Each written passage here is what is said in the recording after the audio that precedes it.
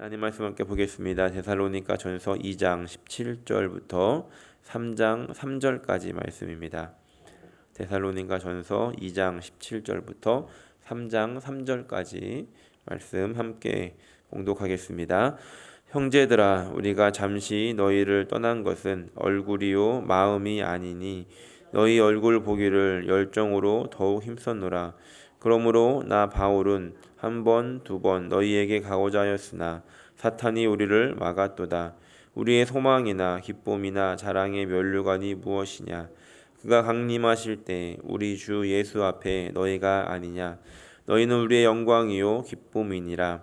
이러므로 우리가 참다 못하여 우리만 아덴에 머물기를 좋게 생각하고 우리 형제 곧 그리스도의 복음을 전하는 하나님의 일꾼인 디모데를 보내노니 이는 너희를 굳건하게 하고 너희 믿음에 대하여 위로함으로 아무도 이 여러 환난 중에 흔들리지 않게 하려 함이라. 우리가 이것을 위하여 세움 받은 줄을 너희가 친히 알리라. 아멘. 사도행전 17장을 읽어보면 바울 일행이 이 데살로니가 지역에 들어가게 된 과정과 그곳에서 있었던 일들이 기록되어 있습니다. 빌립보라고 하는 지역을 떠나서 데살로니가에 들어갔을 때 바울은 그곳에서 3번의 안식일을 보내며 회당에서 복음을 전하게 됩니다. 이로 인해서 유대인은 아니었지만 하나님을 경외했던 큰 무리들과 또 높은 지위에 있었던 적지 않은 귀부인들이 바울을 따르게 됩니다. 그러나 유대인들은 그걸 보고 바울을 시기하여 불량배들을 동원하여 바울을 잡으러 갑니다.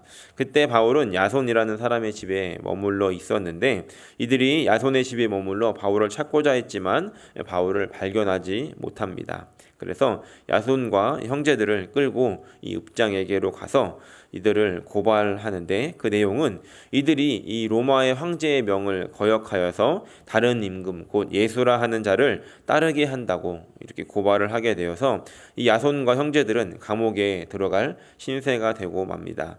결국 이 야손과 함께 끌려갔던 사람들은 보석금을 내고 풀려나게 되는데 이로 인해서 바울과 실라는 그 밤에 형제들의 도움을 받아 도망치듯 이 데살로니가를 떠나게 됩니다. 바울의 입장에서는 이들이 정말로 걱정이 되고 또 보고 싶었을 것입니다. 이들을 보고 싶은 마음과 또 이들이 이제 이 많은 박해들을 어떻게 견뎌내야 할까라고 하는 그런 걱정들이 있었을 것입니다. 짧은 시간이었지만 이 복음 앞에 반응하는 이 데살로니가 사람들, 그로 인해서 교회가 세워지는 이 단계에서 어떻게 보면 무책임하게 이 데살로니가를 떠나야 했을 이 바울의 심정은 몸은 떠나 있지만 마음은 늘 그들을 향해 있었을 것입니다. 그래서 오늘 우리가 함께 읽은 17절에서 바울은 그 데살로니가 사람들에게 우리가 너희를 떠난 것은 얼굴이요 마음은 아니다라고 이야기하며 너희들의 얼굴 보기를 열정으로 더욱 힘썼다라고 말합니다. 어떻게든 이 데살로니가 성도들을 다시 만나고자 노력을 했다는 것이죠. 그럼에도 불구하고 18절 말씀을 보면 그것이 좌절됐다는 것을 알 수 있습니다. 18절 말씀을 보면 나 바울은 한 번, 두 번 너희에게 가고자 하였으나 사탄이 우리를 막았도다라고 이렇게 기록하고 있습니다. 이렇게 사탄이 바울의 일행을 가로막아 결국은 데살로니가에 이르지 못했다라고 이야기를 합니다. 오늘 말씀의 제목을 저는 사탄이 우리를 막을지라도라고 붙여 보았습니다. 먼저 생각해 보기 원하는 것은 그렇다면 바울은 왜 이런 표현을 썼을까 하는 것입니다. 성경에는 정확하게 기록하고 있지 않기 때문에 도대체 이 사탄이 어떤 방법으로 이 바울을 가로막았는지 알 수는 없지만 3가지 정도를 예상해 볼 수 있을 것 같습니다. 첫째는 이 유대인들의 계속됐던 이 박해로 인해서 갈 수 없었다는 겁니다. 바울의 여정을 보면 이 데살로니가를 나와서 베레아라는 지역에 가게 되는데 그곳에서도 유대인들의 어떤 방해를 받아서 결국에는 이 아덴으로까지 더 훨씬 남쪽인 아덴으로까지 가게 되는 것을 우리가 보게 됩니다. 이렇듯 유대인들의 계속되는 박해로 인해서 그곳에 갈 수 없었다는 것이고, 두 번째는 바울에게 있었던 육체의 가식, 즉 질병으로 인한 어려움으로 바울이 갈 수 없었다는 것을 또 생각해 볼 수 있습니다. 그리고 세 번째는 그 읍장들이 내렸던 어떤 법적인 제재로 인해서 이 바울의 출입이 데살로니가에 거절되었다는 것을 또한 생각해 볼 수 있습니다. 어찌되었던 어떤 이유이든 바울은 갈 수 없었고 그것을 사탄이 막은 것이다 라고 표현하고 있다는 것입니다. 바울은 이 일들, 지금 데살로니가를 가지 못하는 이 일이 분명하게 하나님의 계획하심 속에 하나님이 막으신 일이 아니라 사탄이 이것을 하지 못하게 막았다라고 분별해내고 있다는 것입니다. 우리의 삶에서 일어나는 여러 가지 일들 중에서 때로는 어떤 일들이 계획대로 되지 않았을 때 또는 거절당하게 되었을 때 이것이 하나님으로부터 온 것인지 아니면 사탄의 방해인지 우리는 분별할 수 있어야 한다는 것입니다. 물론 이제 큰 그림에서 이렇게 보자면 아무리 사탄이 막아도 하나님은 여전히 하나님의 일을 이루어 가시기 때문에 그것이 사탄의 방해가 중요하지 않지만 그럼에도 불구하고 우리가 분별해내야 하는 것은 이것이 어디로부터 온 것인지를 우리가 알아야 그것에 대한 우리의 태도와 우리의 자세가 달라지기 때문에 우리는 이것을 중요하게 생각해야 하는 것입니다. 살다 보면 제가 많은 분들을 보면 이 사탄이 방해하는 이런 일들에 대해서 또 사탄이 하는 역사들에 대해서 극단적으로 반응하시는 분들을 종종 보게 됩니다. 한쪽 극단에 서 계신 분들은 이런 분인데 모든 걸 사탄이 했다라고 하는 분들입니다. 뭐만 하면 뭐만 안 되면 사탄이 했다는 거죠. 어떤 일들은 분명히 내가 잘못하고 내가 잘못 판단해서 벌어지는 일들도 있는데 죄다 사탄이 했다라고 떠넘기는 겁니다. 물론 이제 제가 이제 사탄의 편을 드는 건 아니지만 사탄의 입장에서 생각을 해보면 자기가 하는 게 아닌데 자기한테 막 뭐라고 하는 거죠. 얼마나 황당하고 억울하겠습니까?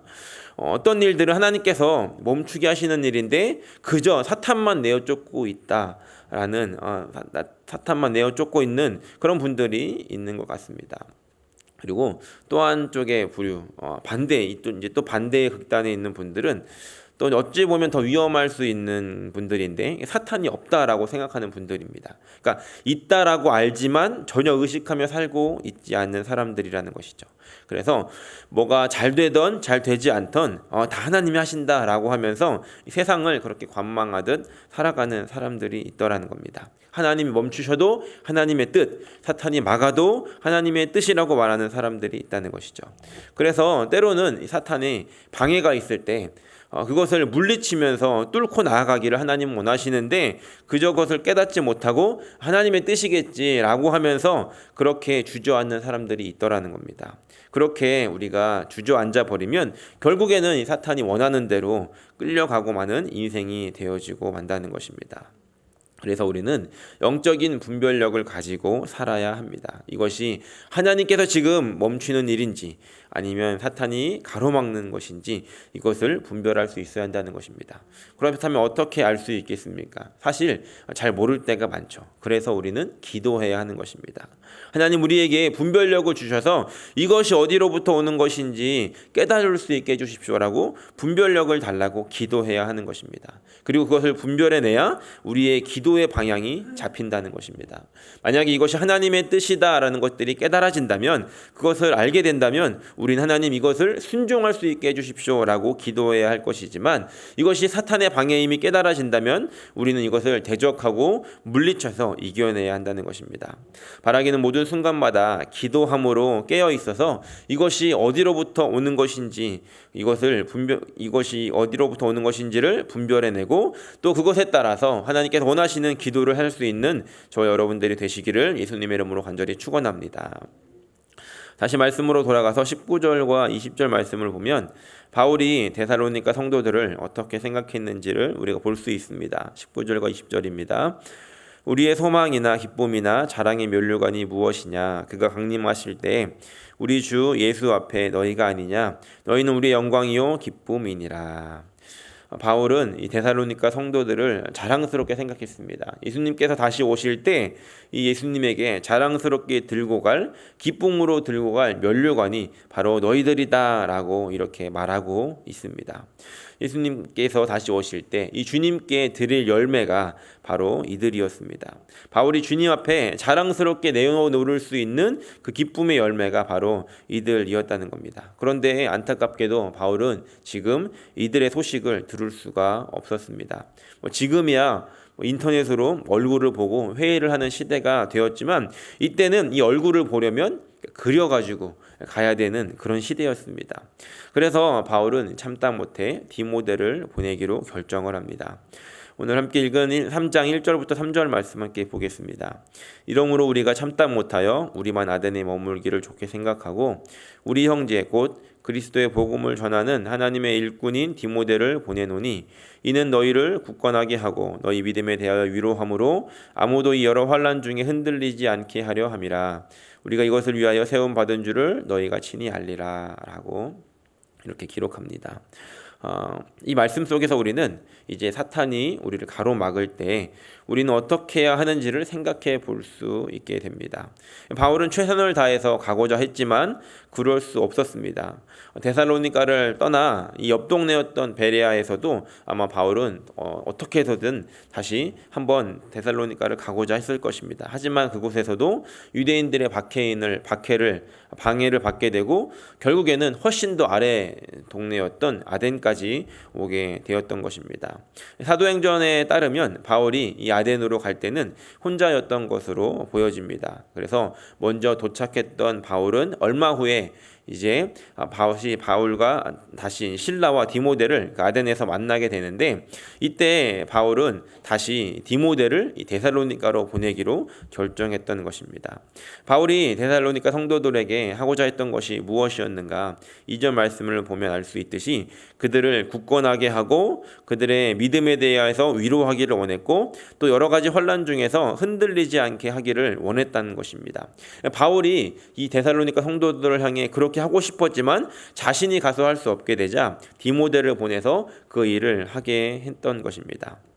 바울은 사탄이 막는다고 포기하지 않았습니다. 사탄이 막을 때 그럼에도 불구하고 내가 다 할 거야 라고 하지 않았다는 것입니다. 내가 할 수 있는 일은 무엇인지 그리고 내가 해야 되는 무엇인지를 구별하여서 할 수 있는 일, 내가 해야 되는 일을 생각하고 내가 할 수 없는 일은 다른 이 디모데를 시켜서 그것을 맡겨서 하게 했다는 것입니다.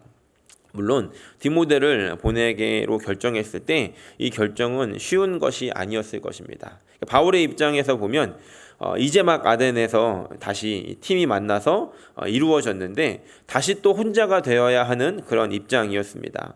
아마도 바울은 육체에 좀 어려움이 있었던 것 같습니다. 그래서 혼자서 지내기에는 좀 어려움들이 있었던 것 같습니다. 그래서 도와주는 사람들이 있어야 했는데 그럼에도 불구하고 이제 바울은 혼자 남기로 결정했던 것이죠. 이후에 바울은 고린도로 향하게 됩니다. 이 아덴의 옆 동네였던 고린도로 가서 복음을 전하게 됐는데 이때 바울은 그곳에서 이 두렵고 떨었었다라고 말할 만큼 그의 심신이 약해진 상태였다는 것을 알 수 있습니다. 그러니까 그럼에도 불구하고 나의 육신이 연약하지만 내 이익이 아니라 지금 하나님께서 원하시는 일들이 분명히 있었기 때문에 사탄이 막는다 할지라도 나는 이 일들을 이루겠다라고 하는 그 마음으로 이제 디모데를 보내서 이 일들을 이루고자 했다는 것입니다. 그러면서 바울은 이 디모데에 대해서 하나님의 일꾼인 디모데를 보냈다라고 이렇게 이야기하고 있는 것입니다. 사실 하나님의 일꾼이라고 하는 말은 잘 사용하지 않았습니다.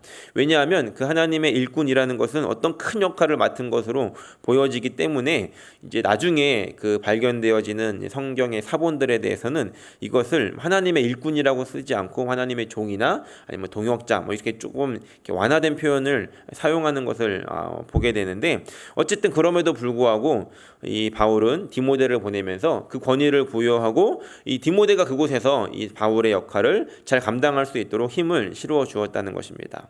그런데 또 한 가지의 입장이 있습니다. 디모데의 입장에서 이 일들을 보면 디모데에게서도 이 일이 쉽지 않다는 것을 알 수 있다는 것입니다. 왜냐하면 이 디모데는 경험도 아직 많이 없었고 또 나이도 어렸다는 것입니다. 그런데 지금 이 데살로니가 지역은 예수 믿는 사람들을 핍박하고 있는 동네였다는 것이죠. 그러니까 그 데살로니가로 지금 디모데가 혼자서 가야 했을 때 디모데의 마음이 어떻겠습니까? 디모데를 보내는 바울의 마음은 또 어떻겠습니까? 이렇듯 우리가 어떤 사탄의 방해가 있을 때 그 사탄의 방해를 뚫고 하나님의 일을 계속해 나가는 것은 결코 쉽지 않은 일입니다. 영적인 싸움과 육적인 희생이 따르는 일이라는 겁니다. 그럼에도 불구하고 바울은, 그리고 디모데는 이것이 하나님의 일이다라는 것을 알았기 때문에 그들이 기도하면서 이것이 지금 하나님이 원하시는 일이 아니라, 지금 우리가 가지 않는 것이 하나님의 뜻이 아니라 사탄이 가로막는 것이다라는 것을 분별할 수 있었기 때문에 이 모든 어려움을 감당하면서까지 그 길을 걸어갈 수 있었던 것입니다. 바라기는 오늘 말씀을 정리하며 우리 삶 속에 일어나는 그런 일들, 이 일들이 하나님으로부터 온 것인지 아니면 사탄이 하는 일인지를 분별할 수 있게 되기를 소원합니다. 어떤 일들이 거절되었거나 막아졌을 때는 이것을 분별할 필요도 있지만, 때로는 우리가 어떤 일들이 쉽게 풀려갈 때도 이것이 정말 하나님께서 열어놓은 길이신지 아니면 사탄이 유혹하는 것인지를 우리는 또한 분별할 수 있어야 한다는 것입니다. 그래서 오늘 이 아침에 먼저 기도할 때 하나님, 우리에게 주어지는 그 모든 일들과 결정 속에서 하나님 이것을 분별할 수 있게 해주십시오라고 이렇게 기도한 아침이 되기를 소원합니다. 그리고 그 기도 가운데 이것이 하나님으로부터 온 것이다 라는 확신이 선다라고 한다면 하나님 순종할 수 있게 해주십시오.